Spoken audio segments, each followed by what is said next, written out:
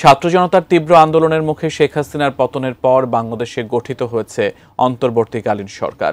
এবার এই সরকারের বিরুদ্ধেও মানবাধিকার লঙ্ঘনের অভিযোগ তুলেছে আন্তর্জাতিক মানবাধিকার সংস্থা হিউম্যান রাইটস ওয়াচ।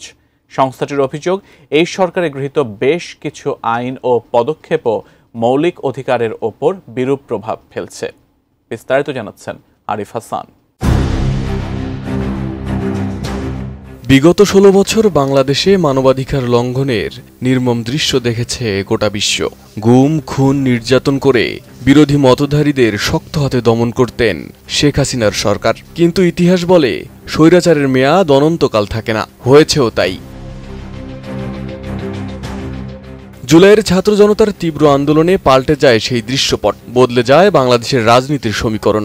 5 আগস্ট তীব্র আন্দোলনে টিকতে না পেরে পদত্যাগ করে দেশ ছেড়ে পালাতে বাধ্য হন শেখ হাসিনা। পতন ঘটে 1.5 দশকের আওয়ামী স্বৈরশাসনের। এরপর ডক্টর মোহাম্মদ ইউনূসের নেতৃত্বে গঠিত হয় অন্তর্বর্তী সরকার। নতুন সরকারের দায়িত্ব গ্রহণের 10 মাস চলছে।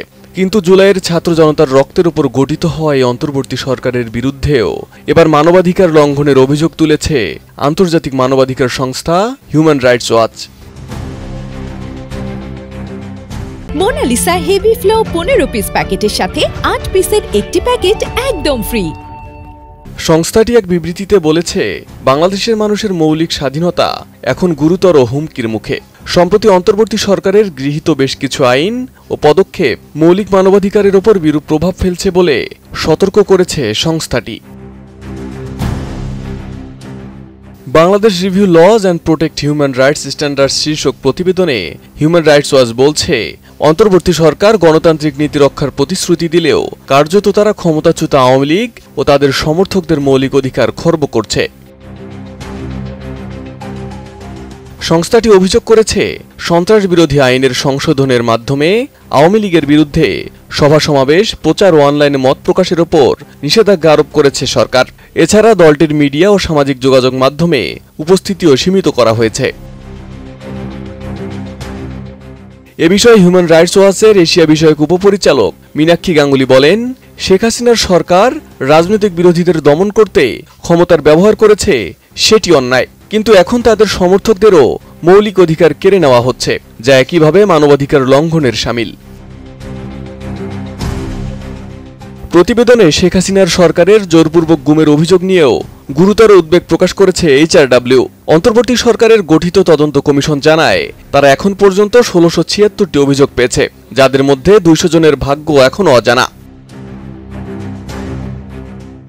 কমিশন বলছে, শেখ হাসিনা সরকারের এই গুমগুলো ছিল একটি পদ্ধতিগত রাষ্ট্রীয় নকশার অংশ, যার লক্ষ্য ছিল রাজনৈতিক বিরোধীদের দমন।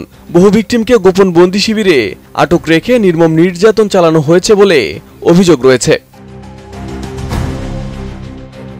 হিউম্যান রাইটস ওয়াচ বলছে, শেখ হাসিনার আমলে সংগঠিত মানবাধিকার লঙ্ঘনের বিচার অবশ্যই হওয়া উচিত, কিন্তু তা যেন রাজনৈতিক প্রতিশোধে রূপ না নেয়। সেই সাথে অন্তর্বর্তী সরকার যেন দমনপীড়নমূলক পদক্ষেপ বাতিল করে, গুম বিরোধী আইনকে আন্তর্জাতিক মানদণ্ডে উন্নীত করে এবং একটি স্বাধীন মানবাধিকার কাঠামো গড়ে তোলে, সেই আহ্বান করেছে সংস্থাটি।